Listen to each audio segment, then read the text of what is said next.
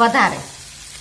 સોતળાતા મસાલામાં પણ નાખી દેશું થોડો એવો મસાલો, જેની અંદર છે જોઈતા પ્રમાણમાં લેશું લાલ મરચાની ભૂકી, જોઈતા પ્રમાણમાં લેશું થોડું એવું મીઠું, લઈ લેશું આપણો બનાવેલો ચીલી ફ્લેક્સનો મસાલો. થઈ ગઈ ને જોરદાર રેસીપી. કઈ ને કઈ આઈડિયાસ લગાવતા, કઈ ને કઈ રીતના બનાવતા અલગ અલગ નવી નવી વસ્તુ પણ ઘણી બધી બની શકે. લઈ લેશું આ બધો મસાલો એની અંદર. આ મસાલાની અંદર તમે જોયું કે આપણે આમચૂર પણ નાખ્યો છે, એટલે ખટાશ અને મરચાનું કોમ્બિનેશન બહુ જ સરસ થશે. તમે મને કહો આ ચીલી બોલ્સ ખાવાની મજા જ ઓર આવે, જે જરૂર બનાવવાનું થશે. તો મારી રેસીપી તમને ગમતી હોય તો સબસ્ક્રાઇબ કરજો, શેર કરજો, લાઈક કરજો, કોમેન્ટ જરૂર લખજો કે તમે કયા કયા દેશમાંથી જુઓ છો. અમે તમને બતાડીએ છીએ ઓસ્ટ્રેલિયા દેશમાંથી.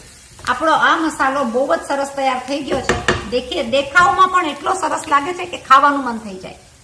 તો મસાલો તો ભાઈ એમને પણ ખવાશે જ. લઈ લેશું આપણા ઠંડા પાણીના ગરમા ગરમ બોલ્સ.